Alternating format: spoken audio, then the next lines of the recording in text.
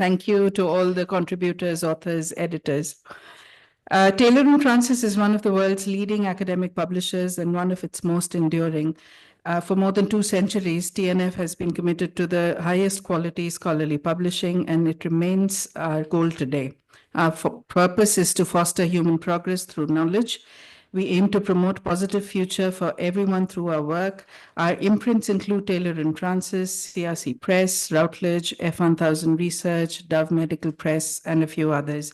We've published over 145,000 titles and actively publish over 2,700 journals.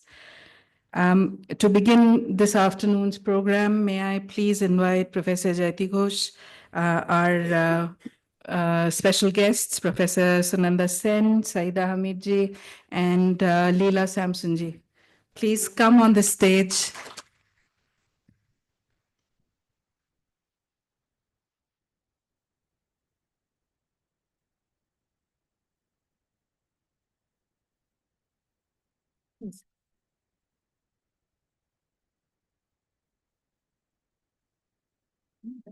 हाँ जी, नाम तो लगाया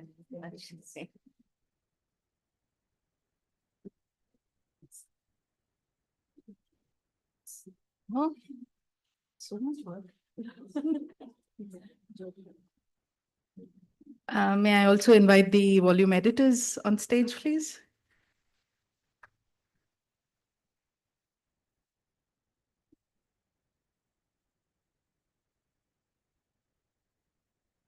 Please have a seat and we'll continue with the release.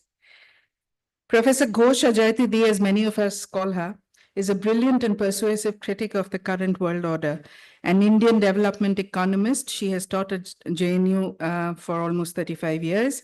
And since January 2021, she has been the professor of economics at the University of Massachusetts, Amherst, USA. She received the 2023 Galbraith Award by the Agricultural and Applied Economics Association, the first heterodox economist ever to be so honored. I remember my first meeting with her. I had been chasing her for a while for some possible projects, and she had invited me over to her home at JNU to assess me, I thought, since I worked with a commercial academic press. The meeting went well, and we've done a wonderful series together. But my abiding memory from that meeting, however, is of her super impressive music collection and the piano and the organ against the wall. So the excellent essays in this volume are a testament to Professor Ghosh's exceptional contributions, not only to the development economics and political economy, but also to freedom, human rights, social movements, and the transformative power of music.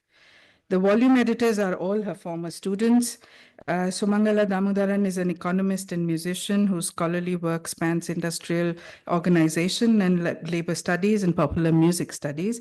She is presently director of gender and economics at the International Development Economics Associates and is also a visiting professor at the University of Cape Town, South Africa, and the Institute of Human Development, Delhi. Smita Gupta works on employment, land rights, tribal rights, natural resources, policy, and many other things. She did policy research for the Planning Commission at the Institute for Human Development, New Delhi, and is currently engaged with the household surveys on living and working conditions of the poor in India at the Institute of Social Sciences, New Delhi. Sona Mitra is an economist and is currently the Director of Policy and Research at the Institute of What Works to Advance Gender Equality. I love that name, by the way. An initiative of LEAD at Kriya University, India. Deepa Sinha is a Delhi-based independent researcher. She writes and researches on issues related to social policy, gender and development, food security, and the nutrition and public health in India. Deepa has published with us earlier as part of Professor Ghosh and Professor Chandrasekhar's series, Critical Political Economy of South Asia. We were delighted when she contacted us for this volume on Jayati Di.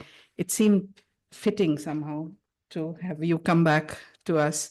And we hope all of you will enjoy reading the book as much as we have enjoyed working on it. Now for the unveiling.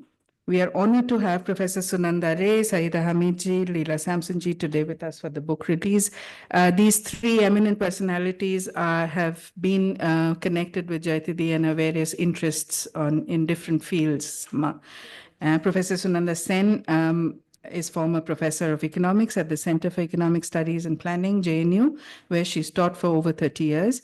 She's a national fellow on the Indian Council of Social Science Research. She held the Joan Robinson Memorial Lectureship at Cambridge University and is a life fellow at Clare Hall, Cambridge.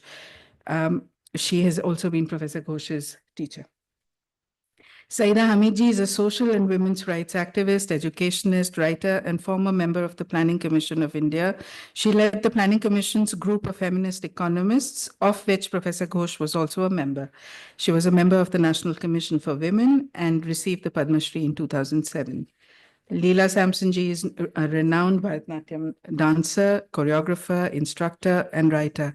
She was the director of Arts and Cultural Academy Kalakshetra and also the chairperson of Sangeet Natak Academy. She taught Bharatanatyam in Delhi for many years, where Professor Ghosh and she interacted regularly as her daughter Jahnavi's guru. Thank you all for being with us today. We now invite you to unveil and launch our book today, Development Transformations and the Human Condition, Essays in Honor of Jayati Ghosh.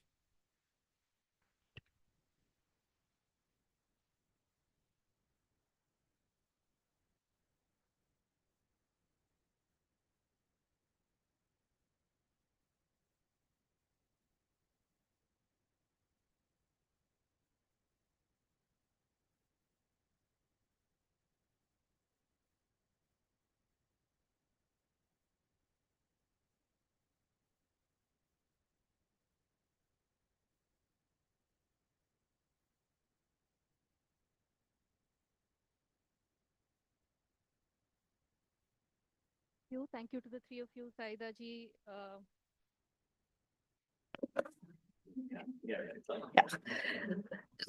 I was just thanking on behalf of the panelists, Saida ji, Professor Sen, and Leela Samson, who came all the way from Chennai to be with us today, for accepting.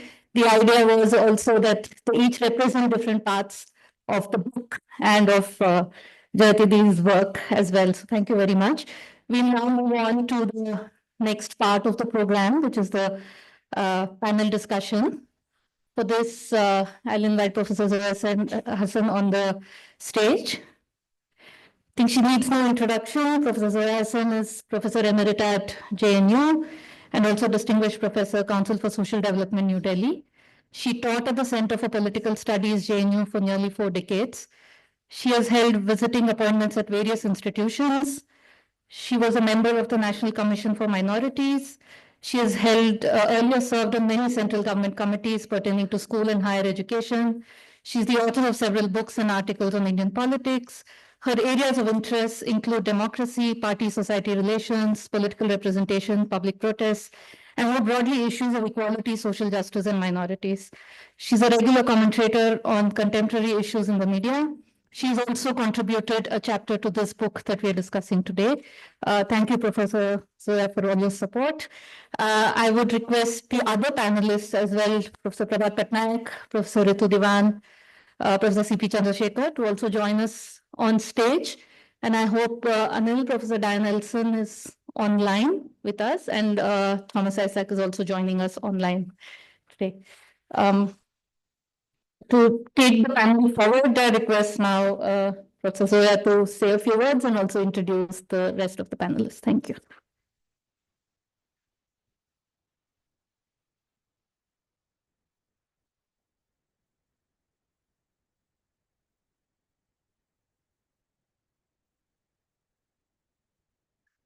Thank you.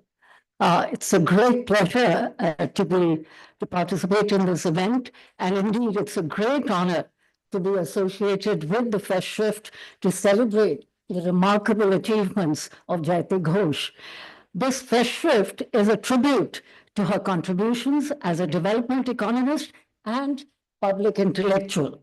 She's widely recognized as an outstanding heterodox economist who has applied radical approaches to the understanding of political economy, globalization, international trade and finance, and of course, issues of gender and development. Throughout her career, Jayati Ghosh has demonstrated a commitment to critical thinking, intellectual curiosity, and a passion for social justice.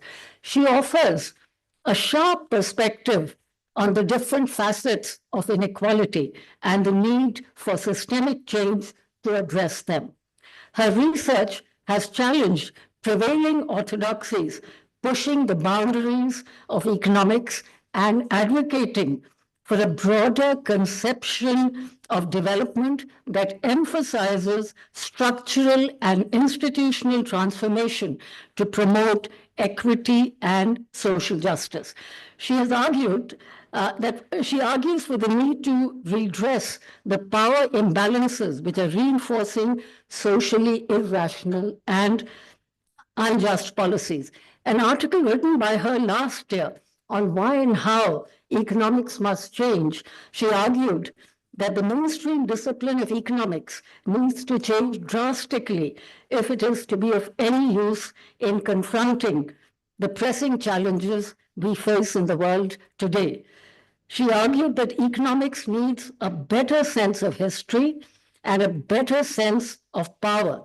Furthermore, she said that the exclusion of the concept of power from the discourse effectively reinforces existing power structures and imbalances, such as greater power of capital compared with workers, unsustainable exploitation of nature, differential treatment of workers, through social labor market segmentation, the private abuse of market power and rent-seeking behavior, and the use of political power to push private economic interests within and between nations, and the distributive impacts of fiscal and monetary policies. To give another example from her work, unlike conventional wisdom, her analysis of women's work tells us in a wonderfully lucid way that more women work than men. But economists don't tell us this because they don't take into account that most unpaid work is done by women.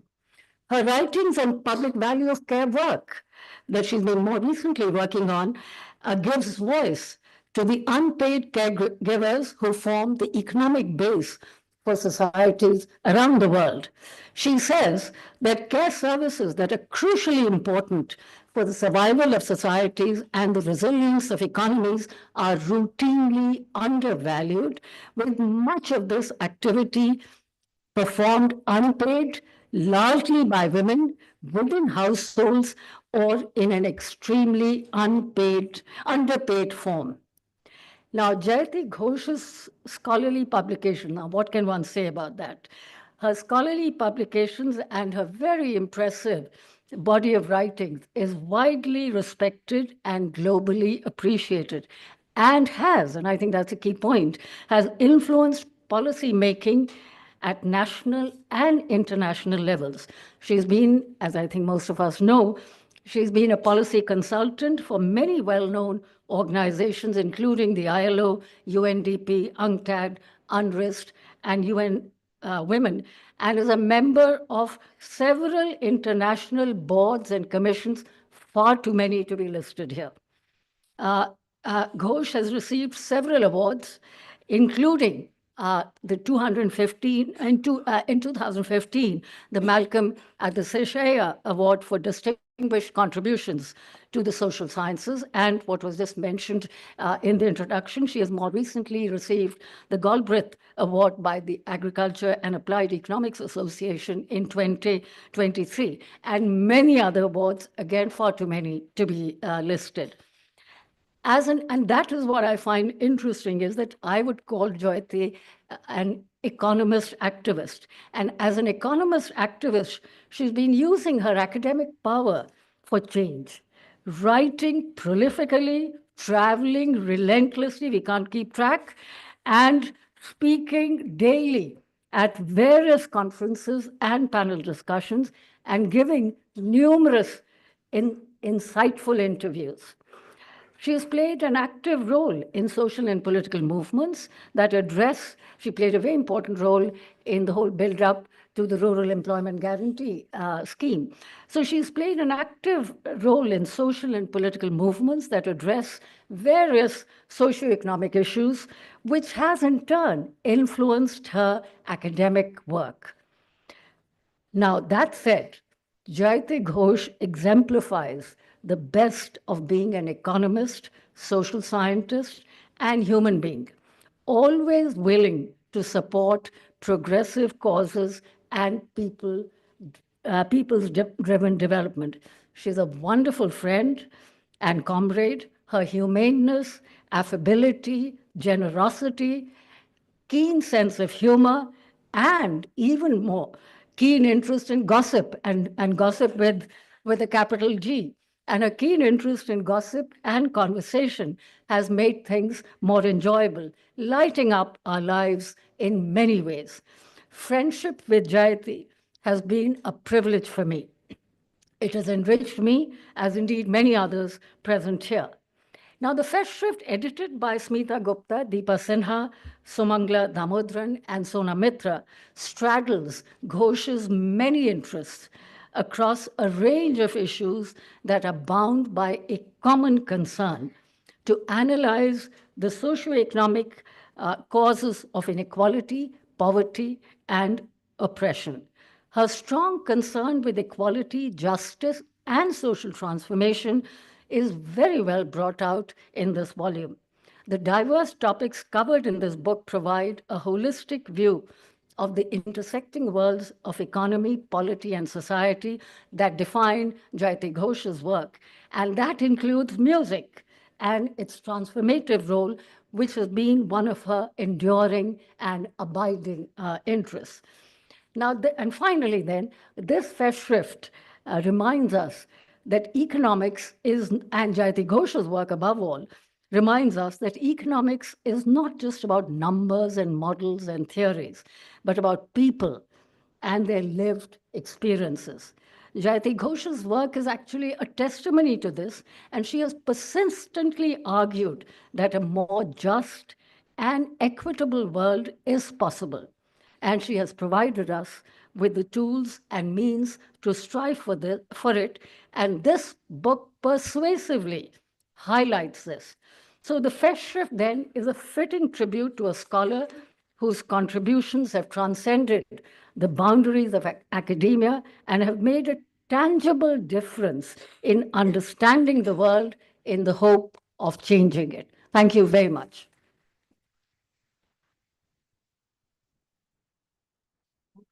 Okay. Oh, thank you. Okay, so we now start with the panel, and the first speaker is Dr. Thomas Isaac, and he will be online. Now, Thomas Isaac is a politician and economist who was a Minister for Finance of Kerala, a Central Committee member of the Communist Party of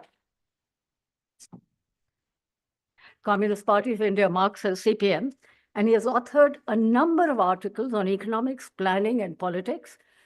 Isaac Thomas was a professor at the Center for Development Studies in Thiruvananthapuram, from where he had obtained his PhD, and he's regarded as the architect of the all-important People's Plan campaign, and other such initiatives for decentralized planning development in Kerala.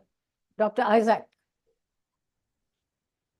Yes, thank you very much. It's indeed a very great privilege to join this celebration of the academic work and contribution of Professor Jayati Ghosh by launching a new book in which her students are bringing together their thoughts on various dimensions of her work and contribution. Her work on a wide spectrum of topics related to contemporary capitalism has provided important critical insights into its functioning and also inspiration to struggle for changing the system and strive to develop alternatives. I don't know if you remember the first time I think I met you was in Alleppey. I had contacted you in the People's Planning Campaign period. Then immediately after that, all of you, whole team of you, Prabhat, C.P. Chandrasekhar, Abhijit Sen, and yourself had come down to Alleppey, where I had temporarily put up my tent to discuss about the local development program that we were trying to design. That's a very, very important aspect of your work. While involved in very serious academic work at a high level of quality, you had your eye on the ground, what is happening on the development activities, projects, programs, and even movements for human rights and gender rights. And later, as my stints as finance minister of Kerala, I had a number of times called upon your erudition, trying to clarify certain issues that I faced. Now, I think the starting point of the discussion of the book, and also the key cornerstone of your work, is inequality, global inequality, and inequality within the states, nations. Now, at one level, this reflects that the phenomenal increase in productivity that is taking place with the industry-fied technological changes is being cornered by a few oligarchs. And majority of the people are denied of the benefits of this advance. And that would explain the widening inequality. Now, this also has a paradoxical outcome. Though it's a big technological strides are being made, which in fact is resulting in the productivity, increasing productivity, we find the pace of growth of the global economy has slowed down when compared to the, say, pre-COVID period, or even much less, much lower than the 50s, 60s, 70s. Therefore, this inequality itself is becoming a barrier to the global demand, and therefore the slowing down of the growth has also become a kind of barrier impediment to rapid alleviation of poverty and uplifting of the people from poverty.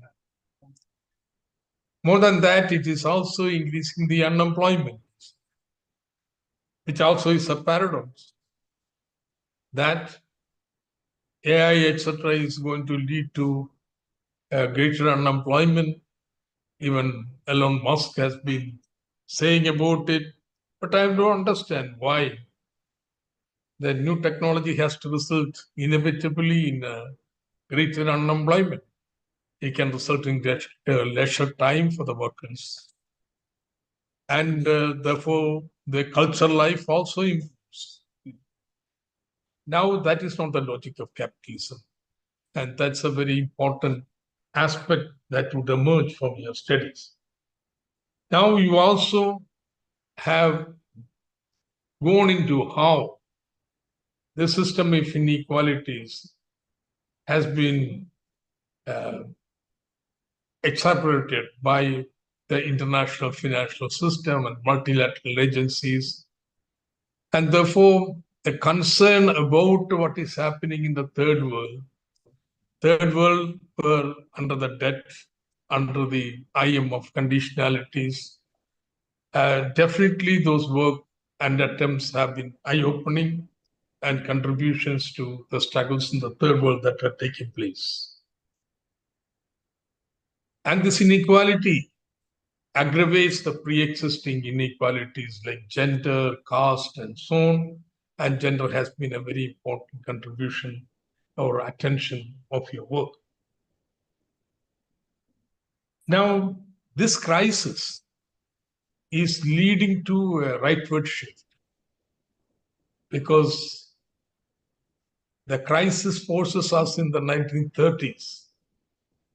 The ruling classes look out for sectarian or interest, and which would lead to kind of say suppression of the democratic movements and chances. And therefore you find increasing tendencies for neo-fascist regimes taking place in all Europe and America. Now this has very important implications for not only the society, culture, but also the academia itself. The best example would be what is happening in India. The institution in which Professor Jayati Ghosh taught for last 35 years, JNU, for example, would be the best example of how a systematically institution of international repute is being steadily, systematically scuttled. Now, this is not an aberration. It's a systematic leading species of a genre that is taking place all over India. And in this darkening clouds, your upright stand, the position of clarity and fearless position that you have adopted becomes a whole big inspiration to all of us who also work in the academics to take a stand, not to bow down. So on all these counts, I think the academic world, the activists, all of us are indebted to you. The insights you have provided, knowledge you have transferred to us, and the inspiration that you provide us by your fearless stand. Thank you, Jayati. Thank you very much.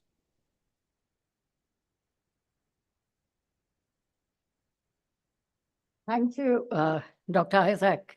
Our second speaker is Diane Elson, and she's also online. Diane Elson is Emeritus Professor at the University of Essex, UK. She has served as Vice President of the International Association for Feminist Economics and is advisor to UN Women and UNDP. She has published widely on gender equality, economic policy, and human rights. She was awarded the 2016 Leontief Prize for Advancing the Frontiers of Economic Thought by the Global Development and Environmental Institute, Tufts University in the US. Pardon? Oh, all right. Should we then go on to? Okay, we've just been informed that Diane Elson is not well, so she's unable to join us, join the panel. So we then move to the next speaker, and that is none other than Professor C.P. Chandrasekhar. C.P. Chandrasekhar is former professor, Center for Economic Studies and Planning, Jawaharlal Nehru University, where he taught for over 30 years. He's associated as senior scholar, Levy Economic Institute of Bard College, New York, and senior fellow of the Political Economy Research Institute, Perry, at the University of Massachusetts. As most of us know, he's a regular economic columnist, and his areas of interest, and many of us have read his columns and have benefited greatly from them. His areas of interest include the role of finance and industry in development, and the experience with fiscal, financial, and industrial policy reform in developing countries. He's published several books and articles in these areas and co-authored several of them with Jayati Ghosh. C.P. Chandrasekhar, the floor is yours. You can take a little more time. Okay. Well, I suppose I'm indeed pleased. Actually, I'm thrilled, to be honest, to have been invited to this occasion when this fellowship in honor of Jayati is being launched, Jayati Ghosh, or Jayati to all of us, and to celebrate also her remarkable life and work. There's so much to say, and time is limited, so I've put down a few words, so bear with me while I just read these few words. Let me first thank Sumangala, Smita, Shona, and Deepa, not just for inviting me to speak, but for putting together the remarkable book as a tribute that not just covers all of the areas of interest of Jayati's, but does so with pieces from some of the most fertile young minds and the finest mature practitioners and voices in each of those areas. To be honest, I got myself a copy of this book just a few days back, and it would be doing injustice to it to actually hold forth on the contents of the book, or even to detail its contents, which of course has been done brilliantly in the introduction by the editors themselves. But we're really talking about a book which, besides the introduction, has 24 articles, over 400 plus pages. I could not have read it in the short period of time, and therefore I will not actually go into that. Suffice it to say that anyone who's edited a book, let alone one in which is as diverse in terms of subject matter, in terms of the age distribution, the geographical distribution of the authors, knows what a difficult or even near impossible task it is, but they've done it. So congratulations to the editors and to the authors nothing can be fully adequate, of course, but this book and this occasion is a fitting tribute to Jayati, the person, the economist, the versatile mind, and the public intellectual. And thanks for allowing me to steal a little bit of the credit due only to you by inviting me to join in the celebration. Now to Jayati and her work. Jayati's output in her day job as an economist demonstrates the diversity of her interests and abilities. Starting life working on absolute and differential ground rent and labor markets located in Cambridge, England, Sudan, and India shows what her life was going to be. She moved on to teaching, researching, and writing with much impact on issues in international trade and finance, macroeconomics, development theory and experience, global commodity markets, domestic and international taxation, multilateralism, and much else. Through all this influence possibly by her own lived experience as a woman, Jayati paid, as was mentioned, a special attention to the role of women as recognized and unrecognized and very differently exploited economic agents. That work, by bringing to bear her insights as a heterodox economist, her skills to collate and interpret economic data, was hugely innovative, as many feminist economists have repeatedly declared. Of equal importance was the fact that all of this work was driven by partisanship, emerging from the evidence and knowledge that asset and income inequality and the hugely differential power that derives from that drives the economic mechanism. That perspective also informed and motivated Jayati's engagement, as all of us know, with the left and democratic forces and civil society organizations.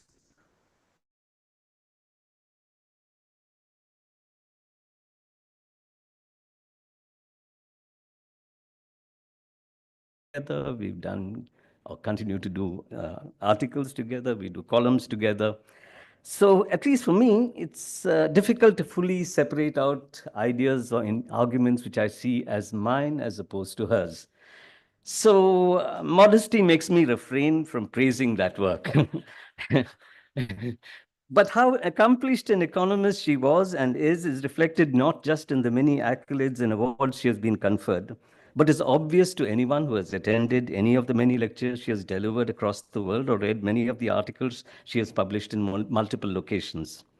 One does not even need a sneak peek into a CV, which in any case is too long to read.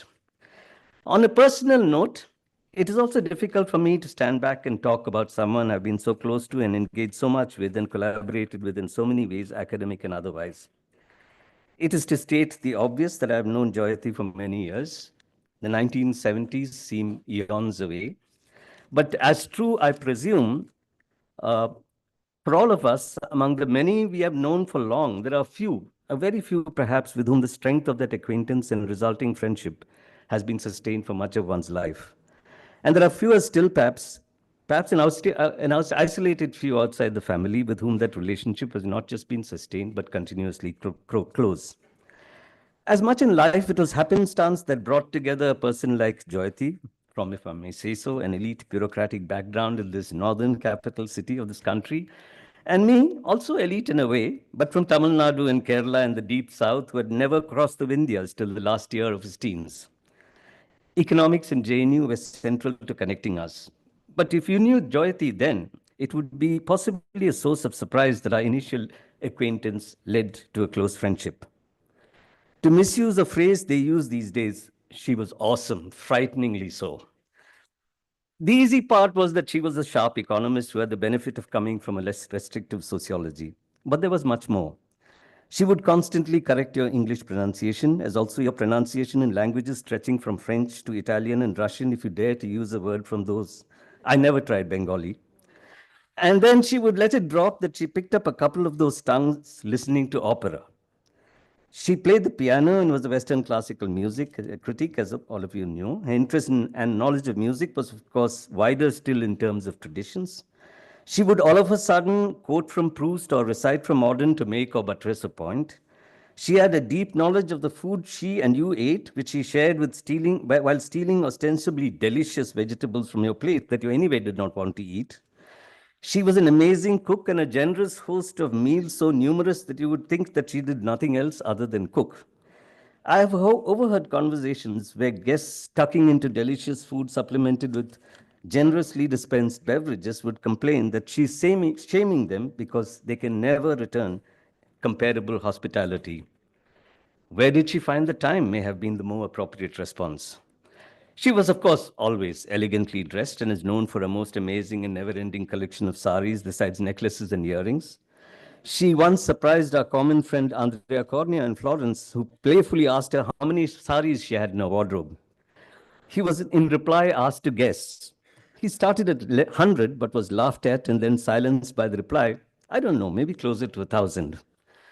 Finally, she was in his charming, full of life and wit, and the soul of every party. So I still wonder how I became and remained a friend of a person as special as that.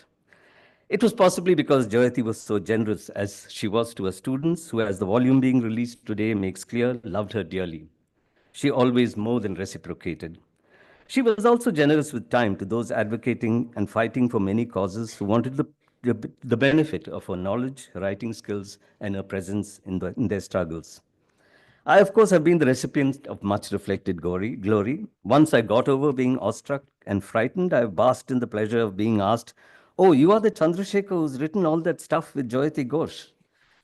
But there have been many more benefits of that friendship, not the least the many educative and enjoyable evenings, often argumentative, spent with Manik, Jahnavi, and her. So thank you, Jayati, for being you, for having taught me so much, even if you were never my teacher, and for being a close, generous, and inspiring friend for much of my life.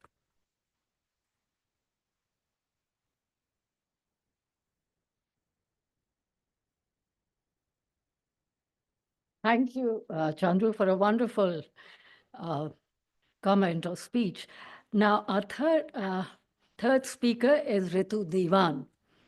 Ritu Dewan was the first ever woman director of the Department of Economics at the University of Mumbai and the founder member of the first Center of Gender Economics in Asia. She has over 100 publications, including 20 books and monographs. She was a member of the Feminist Economist Group for engendering the 11th and 12th five-year plans and a founder of the Feminist Policy Collective. She's on the board of several research organizations and consultant to many UN organizations. Ritu Dewan.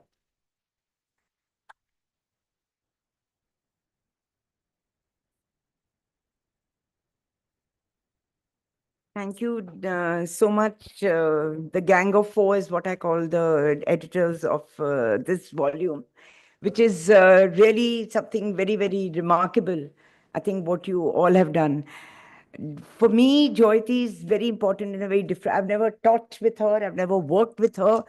But what I have certainly done is, I think the way I have read her work, and many of us have read her work over a period of time, not only that which is published, but a lot of her work of her students, because I think I have evaluated maybe at least 10 or 15 students of yours for their MPhil and for their PhDs.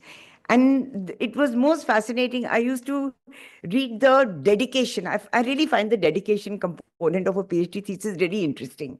And two of the 10 or 15 which I did talked about style, and that is something which is very important. She taught us not only economics, she also taught us a style of dressing. They didn't use the word dressing, but the issue of style. And I said, how lovely are the students to be so human.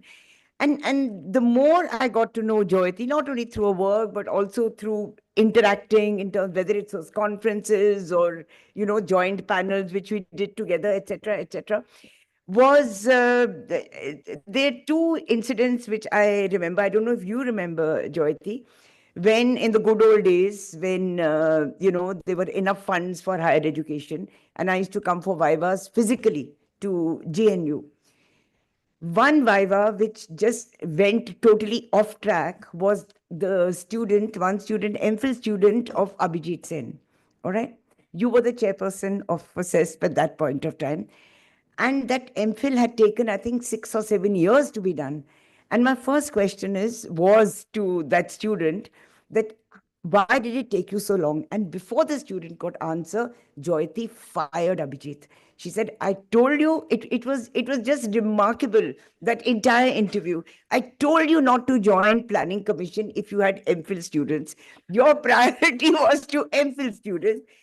And the entire Viva was a discussion on the importance of the planning commission. And really one learned a lot from that discussion. The second Viva, which is like so vivid for me, was somewhat recent. Still, the physical interviews were on. Some other person had become the chairperson of CESP. He sat during the Viva. And I asked, of course, the typical, the kind of questions, the interview of the students, etc. And when this professor attempted to ask a question, Jayati said, you shut up. You do not understand the topic. You will not understand the thesis. You will not understand the answer. And that poor guy just sat silent. And this, I just found this fantastic, because it was not only, I think, the courage, to stand up, one, for your student, and secondly, for the kind of work the student has done. It really, I mean, now I see a whole lot of faculty just bending over backwards, and we know the entire situation, what it is really like. Jayati is also known I think, by many of us as a people's economist. And for me, what is the most essential is something which I think several of us try and do. But that is linking up academics, linking it up with advocacy, that there's no point saying things unless you are going to recommend something and analyze something. Link it up with action, link it up with accountability. I think it's something which is really totally lacking these days. And all of Jayati's works, which I've read and many of us have read, always present an alternative. It's not just a criticism of everything, but there is also a furtherance to the entire debate in terms of whether it's policy or the new research issues, etc., etc. The number, I was very, very fortunate. I had read the book, I think 2 years ago. And because it came to me, Shoma sent it to me as a manuscript to review it for publication. I don't know if I should say this openly, but it was, I think now it's totally fine to mention that. And I was given, I think, 6 weeks or 8 weeks to respond to it. And I started reading it, and I just found it so interesting. All the issues which were contained, the sections it was done, the way it was structured, that I just forgot I had to review it. I read the entire thing once, and then I kicked myself and I said, no, you're supposed to review. Read it a second time, made actual notes, on each section, and then sent it back. So I was very fortunate to have really had a chance to really, I still have the soft copy of the manuscript with me. Now, I was really, I think, and all of us are, many of you will see the book, that it's a large number of very acclaimed authors in their own rights. Also, I think the 4 editors themselves, the kind of work which they have done, have taken many of the issues which, many of the issues forward in a very positive kind of a manner. And the book also represents huge, of course, commitment to the issues, a passion for the work, and a commitment to a teacher, which I think really is very, very rare these days. And therefore, congratulations, Jayati, of course, center of it all. Sumangala, Smita, Shona, and Deepa. I'm very familiar with the works of the 4 editors also. And in fact, for the India Gender Report, Jayati herself had written a chapter, and all the authors, the editors of the book also. And for me, when I read the book, and I reread it when I got a hard copy last week, there were 4, 5 or 6 very interesting, essential components which I thought had been focused on, and something which is totally out of debate today. One is the title itself. I just found it fascinating. Human condition. I mean, that's something which really nobody talks about. And what the book does is it brings people-centric concepts and practices, including movements, back into debate. And that's something I think we really need to focus on. And that book really works out a lot in terms of the kinds of action, the kinds of action in terms of movements, and what can be done, what has been done, and what can be done. Very, very, in a very inspiring kind of a manner. Also, what was very interesting for me was this integration of a national and international. The chapters contain India, they contain different countries, the experiences of different countries, and they all come together on the basis of really what the title has to say. And this again become very important to me in the context of India just collapsing on all global rankings, and how to perceive that, how to see that, and then you go back to certain chapters to try and understand the historical context of many of these issues. And that was another very fascinating integration, was that between contemporary and the historical. Everything, every chapter thing located in a historical context, which is again just so very, very important for us to understand what is happening today. Also, I mean, these are terms which are just not used at all. And that is the connects and the disconnects between human development and human rights. And that is something which comes out. The term development has gone out of debate. It's just growth. Human rights don't exist. It's the rights of the state. And therefore, it brings back, this kind, that what really is human endeavor all about, and what are economic policies all about, and bringing, of course, people back into the stage, and bringing these the kinds of structural transformations which are taking place, people-centric. And so it puts humans back into the entire debate on development. I'm not using the term growth. Gender, of course, seamlessly integrated as it should be. It's never a standalone, because then again, you're being marginalized. So many, many congratulations, much to learn, much to debate, and much to take forward. Congratulations, Jayati, and the 4. Thank you.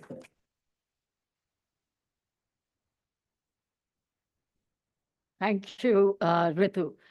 I had 5 more things to say, but I was threatened yesterday by a call that please do not speak more than 7 minutes. Okay. Well, we move to the next speaker, and that's Prabhat Patnaik.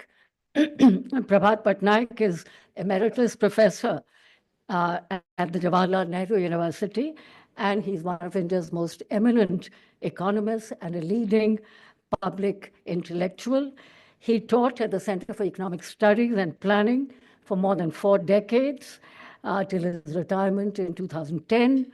He is, of course, the author of several books and articles and is the editor of Social Scientist. Prabhat Patnaik has been Jayati Ghosh's teacher and has worked with her on several projects, most notably that I can remember, I'm sure there's much more, a book on on demonetization.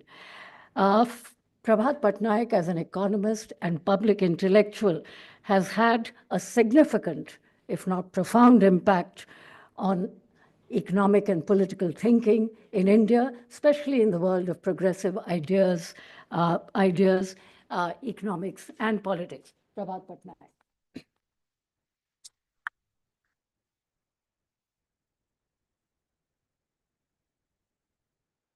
Thank you very much. I'm very grateful that I have been given this opportunity to come and say a few words. Difficult to explain, but certain images linger in one's memory while others, they linger for decades while others disappear immediately.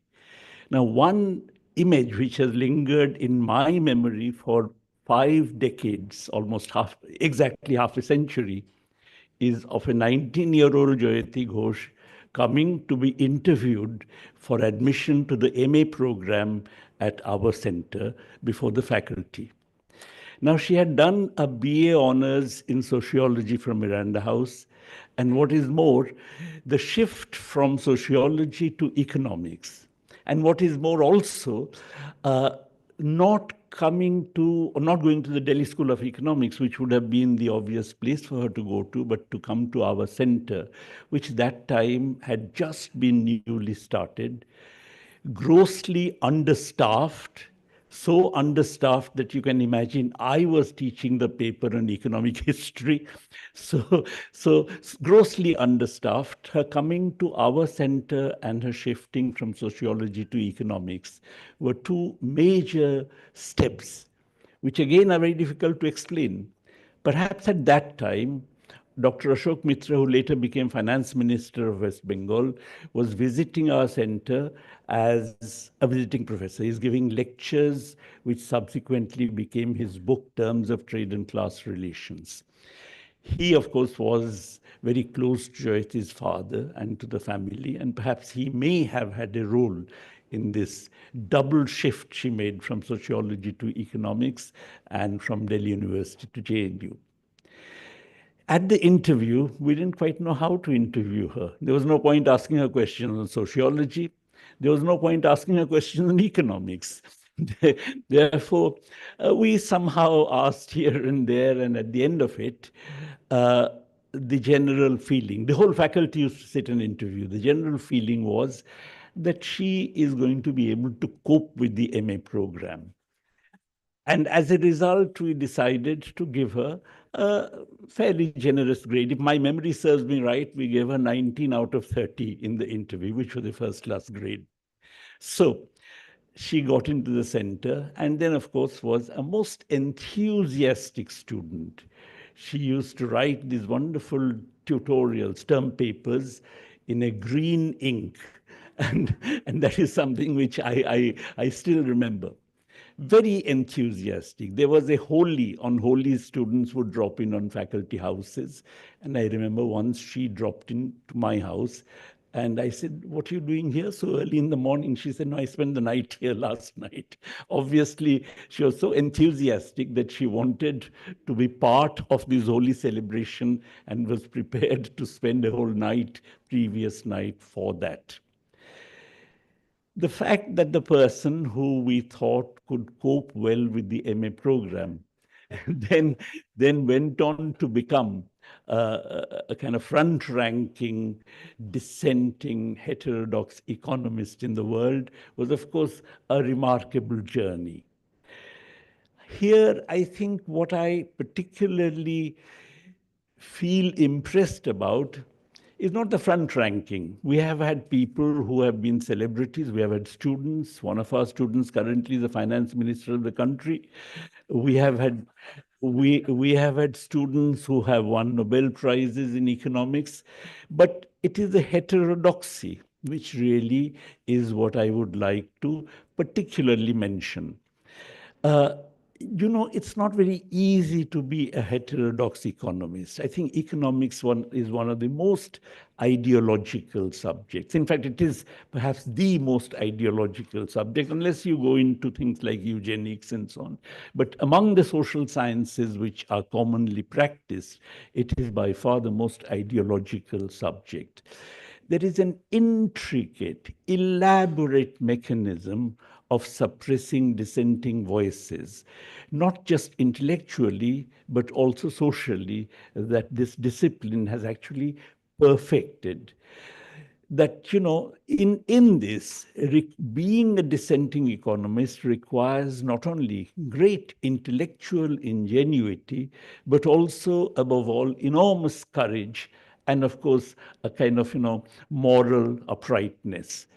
That you have to be prepared to stand up for what you believe is correct, irrespective of whether the world notices you or not, and typically it would not notice you.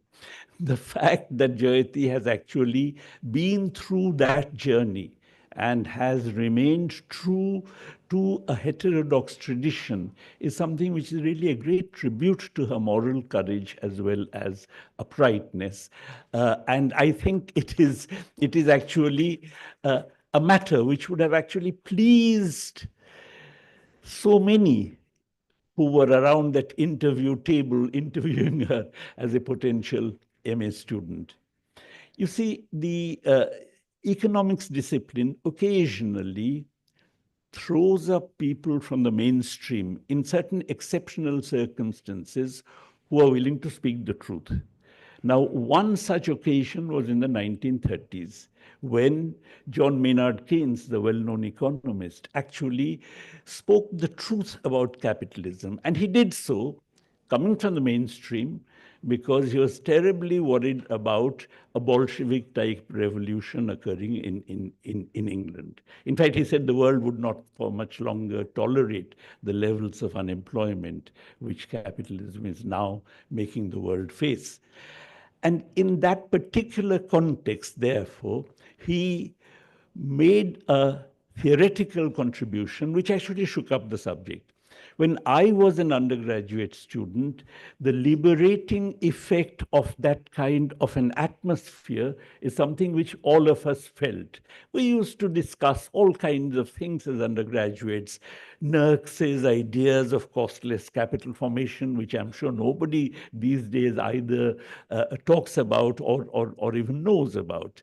And so on. I mean, suddenly the economics discipline, the Mahalanobis model in India, there was third world growth taking place. There was the whole question of the role of the public sector and so on, which generally opened up the subject, and all kinds of dissenting, progressive, heterodox views could be aired. But fairly soon, once the system had consolidated itself and the fear of a Bolshevik-type revolution occurring in countries like Britain had disappeared, once more you had a kind of, hegemony of the orthodoxy. John Maynard Keynes was actually removed to the sidelines to a point where generally it was believed that, look, I mean, he simply assumed that the prices were fixed. They were not sufficiently flexible, which is why he thought there was involuntary unemployment.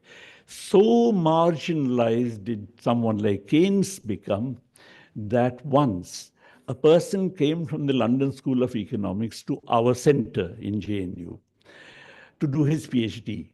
So we just wondered, we asked him, why are you coming from LSE to JNU to do your PhD?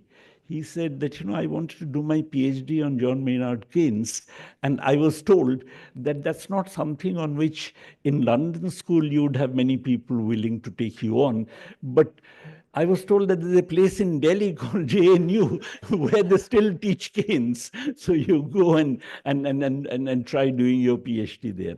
So this is the kind of reigning of the orthodoxy which people like Jayati, and there are very few students who actually brave this tyranny of the orthodoxy. And that is why, in particular, one just feels so glad that someone like Jayati has been produced by our center, who now actually carries forward the same tradition of moral courage and intellectual ingenuity.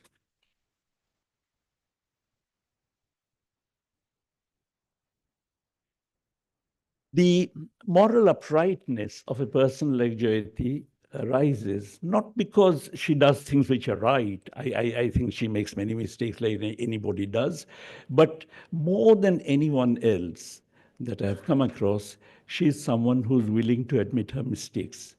I'll just give one illustration and then end.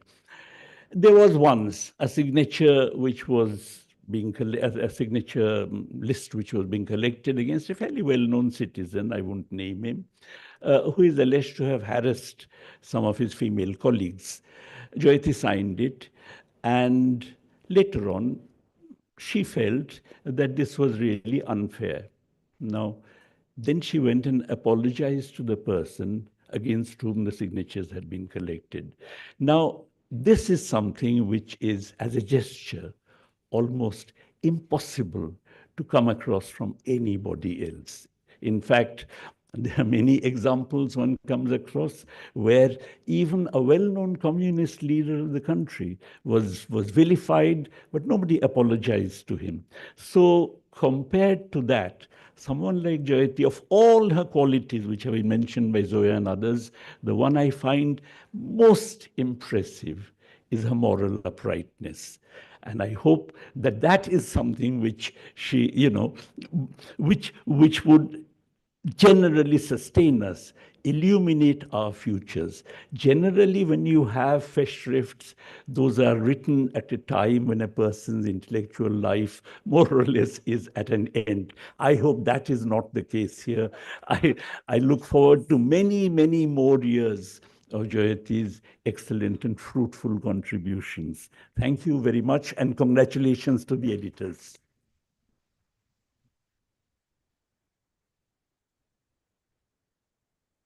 Thank you, Prabhat, for a delightful speech. Now, the good news is that Diane Elson can join the panel, and I've already introduced her, but she is an emeritus professor at the University of Essex in UK. Diane Elson, please. Thank you. It gives me great pleasure to speak at this symposium in celebration of Jayati's work. It gives me particular pleasure to speak after Prabhat Patnaik, because he and I were students in Oxford in the late 1960s, when indeed Keynes had not yet been sidelined, nor had Marx completely disappeared from the curriculum, although feminist economics was yet to come. And so I have happy memories of those times. With Jayati, we have interacted over the years at international conferences. I fondly remember her invitation to me to join her, and I think Prabhat, on a panel at the World Social Forum in Mumbai, where we spoke in a challenging environment in terms of communicating to the audience, because there was a lot of noise around, but I think the enthusiasm of the panel did communicate to the audience. And Jayati invited me to join that panel because she wanted me to speak about social reproduction and unpaid work, and to put this issue on the agenda with these august heterodox economists like Prabhat and global superstars like Joe Stiglitz, and to try and get these ideas from feminist economics more fully into the public domain. And I think Prabhat has already spoken about Jayati's contributions to heterodox economics. I'd like to emphasize that she is one of a unique bridge between heterodox economics and feminist economics. And that's very important, because still, heterodox economics speaks about inequality, speaks about poverty, speaks about industrialization and economic growth, speaks about exploitation, but not many heterodox economists really take on board the feminist economics critique about the centrality of unpaid work and social reproduction underpinning the capitalist system, and often in contradictory ways. And Jayati has really been important for trying to promote that dialogue, but also within feminist economics to try and encourage feminist economics to think more about the macro level. One of the strengths of feminist economics has been at the micro level, at the labor market, in the household, new analyses of how inequality structures labor markets, of how within households there is inequality along lines of gender and age. But feminist economics has not been so prominent in its discussion of macroeconomics. And Jayati and I are two of the rather small group of feminist macroeconomists. And Jayati has been very eloquent and diligent in trying to engage feminist economics with issues like the international debt crisis, to encourage them to think about how these global and macro level issues, the analysis of them and the policy response to them, will shape the kinds of progress that can be made in reducing inequalities in households, in markets. And I think she's made a truly unique contribution along those lines. And I've been very happy to be on several international panels with her where she's been bringing that eloquent message. And always with reference to the human condition. I think Jayati is one of those economists who doesn't stop at abstractions, abstract understandings of growth, industrialization, inequality. Rather, she links this always, her analysis, her policy ideas, to the issue of the human condition and the inhuman conditions that so many of us live in around the world, and how economics might be able to bring some remedies to that. Interestingly, I think Keynes was also very interested in the human condition and how economic policy, economic analysis linked to the human condition. I learned from the book about Jayati's contributions to music, and I didn't know before about that. I've never had the privilege of hearing her perform, but it seemed to fit very well with her approach of a focus on the human condition and the whole person, and not narrow abstractions. So I'm be interested to learn more about that. I congratulate the authors of this book for bringing together a great set of contributions, taking up various issues that Jayati has engaged with in her very distinguished and dynamic career, and I look forward to reading them all.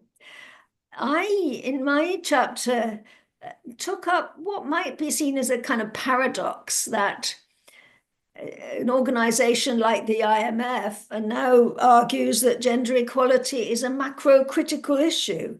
I could wish that many of our heterodox economics colleagues took the same view, that gender equality is a macro-critical issue. But of course, the problem is the way that the IMF understands this and the extent to which it does or does not transform the kind of policy prescriptions that the IMF imposes on countries. And particularly linked to Jayati's recent concerns about the international debt crisis, the IMF has a small team of people who work on gender equality in a small corner of the building. And of course, it has large numbers of economists dominating the rest of the building. who work on lending and conditionality. And they're the one who really call the shots. And when you look at the overall picture, the IMF subordinates issues of gender equality to debt services requirements. And this is something that Jayati has repeatedly called out, that if you really think gender equality is a macro critical issue, you've got to change your whole understanding of the debt crisis, your whole analysis of what constitutes debt sustainability. And as yet, there is no sign of that happening. But I'm sure Jayati will continue to put these issues on the agenda, and these high-level distinguished panels and working groups she's been contributing to on the international financial system and the necessity of restructuring it. And also in discussions with feminist economics who are a bit outside their comfort zone in discussing those kinds of issues, because their main focus has been on things like the labor market and the household. So she provides a unique bridging of these different concerns, all in different ways concerned with inequality and the human condition. But Jayati, in an eloquent and dynamic way, brings them together like perhaps nobody else. So I'm very happy to contribute to this celebration of her work.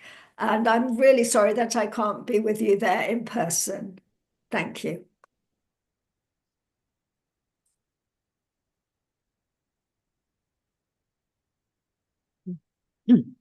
So this brings us to the end of the panel. So many, many thanks to the eloquent speakers. This was a really lovely panel, a felicitous tribute to Jayati Ghosh.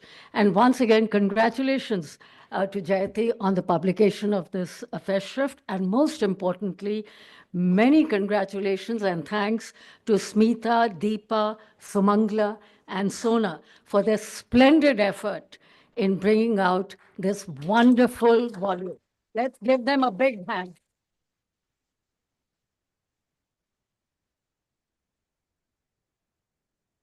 I now hand over the proceedings to Deepa Sinha, who will invite the star of the show, Jayati Ghosh, for the final act of this event. Thank you.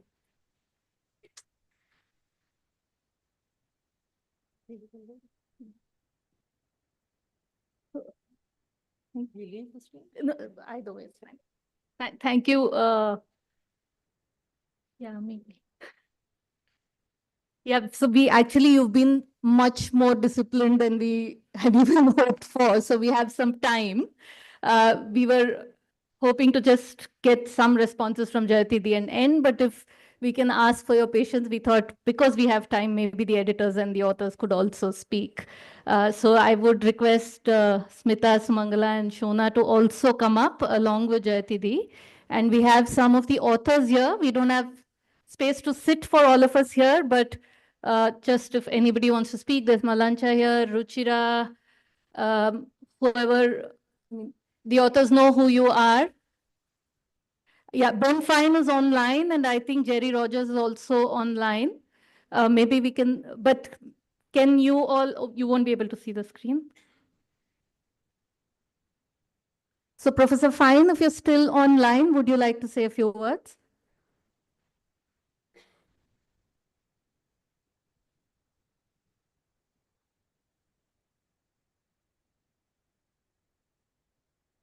I think he's gone. Yeah, he did say he would only be able to come for some time, a short while. So can Smita, Shona, Sumangla, and Jayati come up? Yes. आ जाओ यार.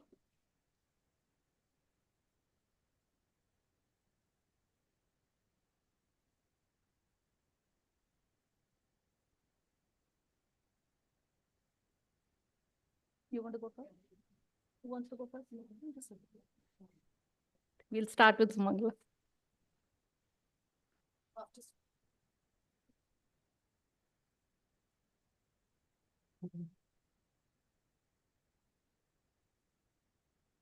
We have actually just been so nervous about this book and, about organizing all of this that I really don't know what to say. I mean, it's been I think about 3 years or more, that has been the time taken to put this together.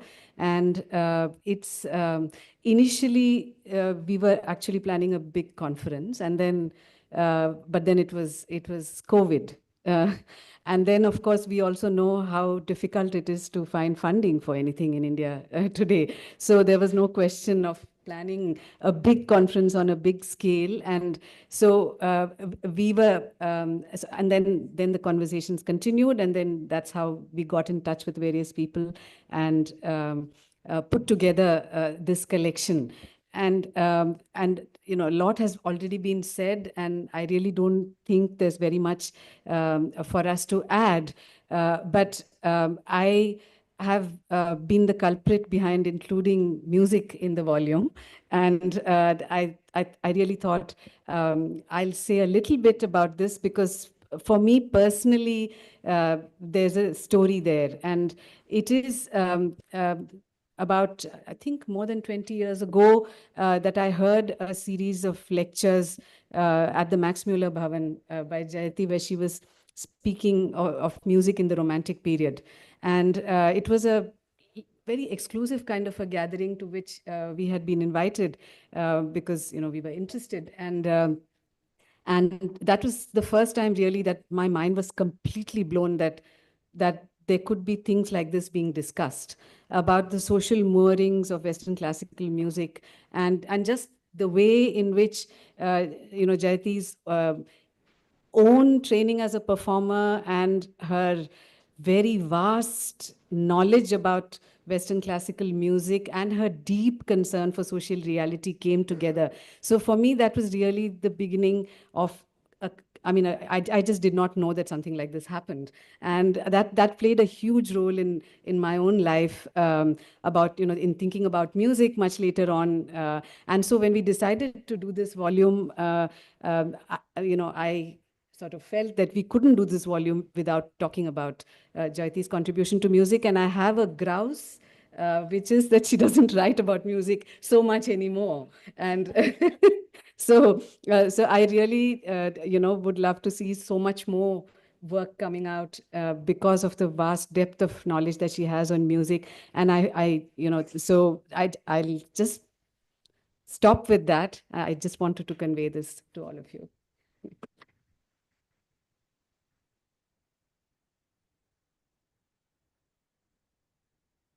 Many of Jayati's women students are here, apart from the ones on stage. And I want to share with you why I think Jayati is just an absolutely wonderful supervisor. No, really, she just doesn't give up on you. And because she doesn't give up on you, you never give up on yourself. So I'm sure each one of us sitting here will have many such stories to tell, but she will just not allow you to give up on yourself. I can't do it. No, you have to. You have to try. And that's just the one thing that has kept many of us going. You just don't know how important that is. Because of that, even today, when I tell her that, I've written this piece, she'll say, oh, you can still publish a book out of it. I mean, she just never gives up. So that's just wonderful. The second thing, which is also very important, is that, we can just share anything about our lives with her. We've done terrible things in our lives. I have certainly. And she's one person you feel totally comfortable talking to about it. There's no judgment. There's never any, she won't hold it against you. There's always very good advice and no anger if you don't follow it, which is usually the case, right? You get very good advice from your friends and you just don't follow it. And therefore you make the mess that she anticipates you were going to make. And then she's there to hold up the pieces, to pick up the pieces, to help you. So, that's just absolutely amazing. And finally, of course, one thing which we have to say about Jayati, usse ladai nahi hua to kuch nahi hua. She's one person, whether it's about your academics, about your ideas, about your views, about anything. You can fight with her, she will scold you. You can also get quite agitated yourself, and you have that space with her. It's never held against you. And वो तो डांटती है. So there was a young PhD scholar, I think she's here, she just finished a PhD. She was very apprehensive when she said, I can see her, but I won't take her name and embarrass her. So Jayati ma'am got very angry with me, she scolded me. I said, that's damn good. That means she cares for you. Because, really, I think Rohit had said that probably at the farewell. एक बार जयति दी से डांट नहीं पड़ा तो फिर कुछ मजा नहीं आया. So for all these lovely reasons, thank you, Jayati, for being what you are and for never giving up on any of us. Thank you.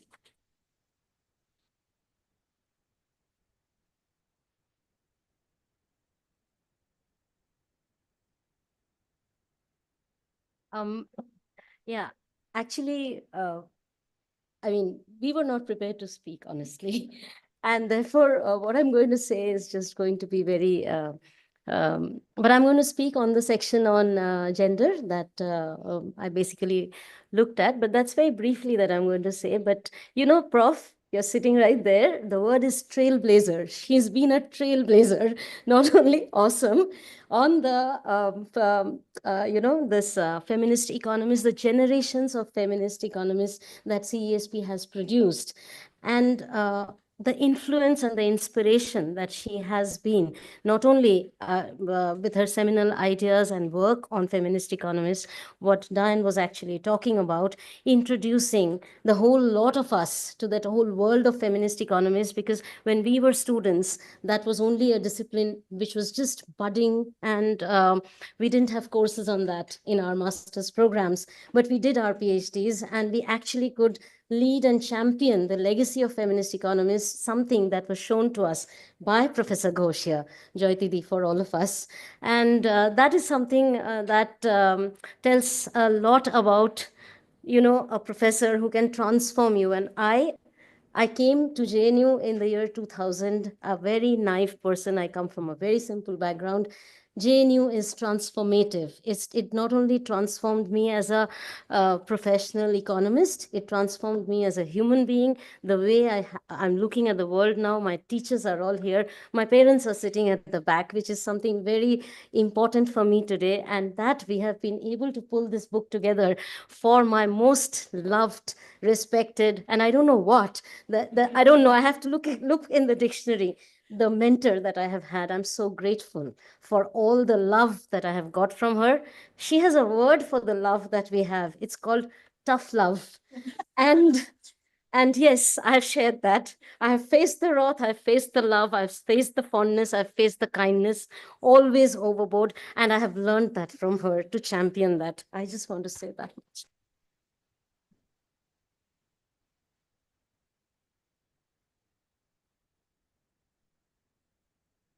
Like Shona said, we were not prepared to speak, but just a few lines I'll add to. I think one of the things that Jayati taught us and the world is that economics is not just about, like everybody in the panel also said, not just about models and the equations, and that it's about people. JNU taught us that. Jayati was very central to our faculty, which taught us that and reflects in all the work that we are doing. Also, when we had doubts about this, I think the various times we've received her tough love has been quite good for all of us. One incident I was thinking of was when before I started teaching in the university, and always wondered whether I'm an economist. All my degrees are in economics. I can't escape from that. And there were a group of activists. We were sitting with Jayati and we were talking about agriculture and this food security and what we should do. And she said, yeah, Deepa is amongst you. Ask her. She's the economist. She'll tell. And I said, no, I'm not an economist. Like, hello, I've come with the campaign here. And then she called me the next time I met her. She said, how dare you say that? What do you mean? Like, if we gave you a degree, so what you're saying is that we are stupid, that we gave you like good grades and gave you a master's, you bet never say that you're not an economist. So that was the end of it.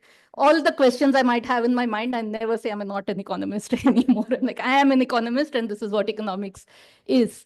And while working on this book again, I think we discovered how vast her area is. I mean, each one of us works on few of the things that she works on. So the book talks about capitalism and transformation, talks about human rights, talks about feminist economics, talks about music, talks about international trade and capital flows. Some things we hadn't read for the last 30 years, which we had to read and relearn to be able to even understand the chapters, to write the introduction. So it was a great journey for, I think, the four of us also to get back to our roots, in the discipline and to read a lot of stuff across the board, because we all tend to get quite narrowly focused in what we're doing. So thank you for that as well. She's pushed each one of us. I know each of her students were sitting here as well to do more than what we set out to do in our PhDs and after, getting after us to write books, to just not give up even when we wanted to. Sometimes you wish she gave up on you because you're tired and you're like, no, I can't do this. But she will say, no way, you have to do this. One last anecdote. Similarly, once when I was maybe almost about to cry in one of these tough love sessions, before I could, suddenly she says, what is it with this generation? These students come and cry. Can you believe it? So I was like, yeah, okay.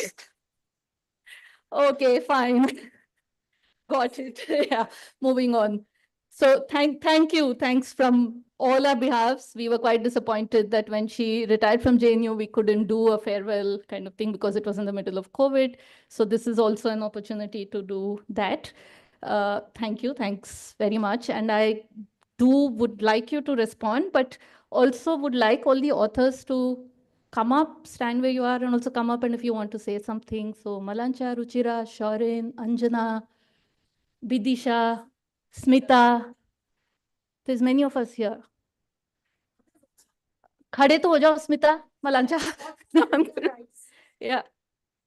Bidisha, Anjana at the back, Shorin there. If I'm missing anyone, Ruchira is here.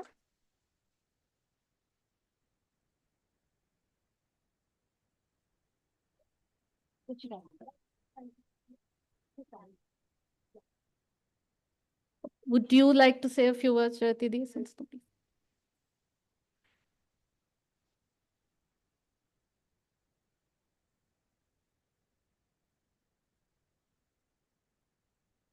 I have to say I'm near tears, so I don't know. So I'm sorry I shouted at all of you for that. Yeah, when we got news of this book, and when I have to confess, I cheated and I got them to send me a PDF because I was so curious to see it. And my daughter said, but why are they being so nice to you? You're not even dead. But I honestly feel like I'm dead and I've gone to heaven, because this is actually the greatest honor of my life. I mean, really, I cannot think of a greater honor than this. It's I have had an opportunity to read this book, not as carefully as I would like, because also PDF and everything. But what has really struck me is that it's such high quality. It's extraordinary how good every contribution is. It's also extraordinary how thoughtfully it's been put together. So, I mean, really, you women have just been amazing, and all of you contributors. I cannot tell you how some of these articles, I think, are really so path-breaking. I feel so privileged and honored that they're in this volume that is supposedly for me. I think that, some of these things are going to actually be very, very important in the future, because they're really very important ideas. And it's not just taking something forward. These are new things that are being said. So I'm overcome by the quality of this book. I'm overcome that this book happened at all. I'm obviously and completely overcome by all the incredibly nice things that have been said about me, like as if I were dead, but I'll take it. I mean, I love it. Yes, thank you. But what this also brought home to me, Prabhat, you said something about integrity. Where's what? Yeah. I don't think any of this would have been possible without the community that is created, I think, first by JNU, which was an extraordinary place for all of us. I think anyone who went to JNU in any capacity comes out touched by it, changed by it, for sure. But also the community of heterodox economists and progressive activists. And I can see many here who share that, people who care about the world. And that community is so important. I don't think any of us could have functioned without that community. And I think anything that has happened in all our lives is really a result of that community. So, I mean, thank you all. Of course, for what can I say? I can't even begin to say it, and if I'm going to repeat myself, but honestly, I'm completely overcome. Thank you all also for the contributors. Thank you for coming today, and thank you for being part of my community so that I think all of us get strength from, and that has been so important for me in my life. So thanks. Yeah, that's it.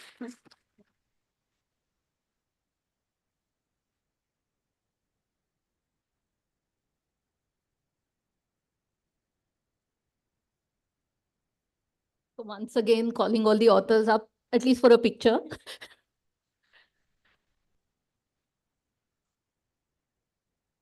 Anjana, I'm going to be Jayati. Charan, people are not standing. Vidisha, Smita, Malancha, Ruchira. Is there anybody else?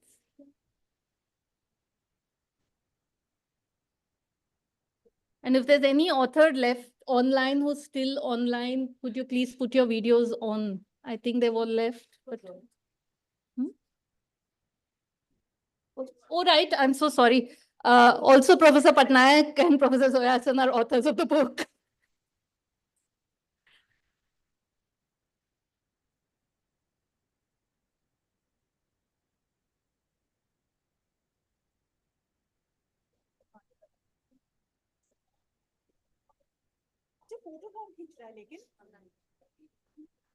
Anil is also taking notes. Anil.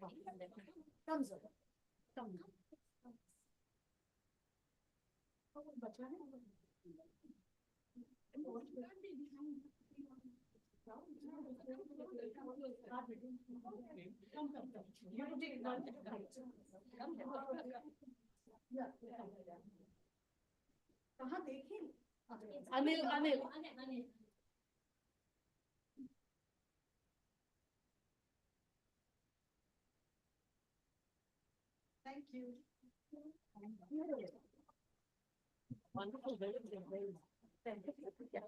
So thank you everyone. Thank you for our special guests, Professor Shunanda Sen, Saida Hamidji, and Leela Sampson for releasing the book, for the panel, for the engaging discussion that we had today. Also take this opportunity on behalf of the four of us to thank Routledge, Shoma, and Shloka for the support through the process. And a final thanks to Anil from Ideas and Vidhi from IWIJ, who helped us with a lot of logistics in the last minute. Thank you. Please join us for tea.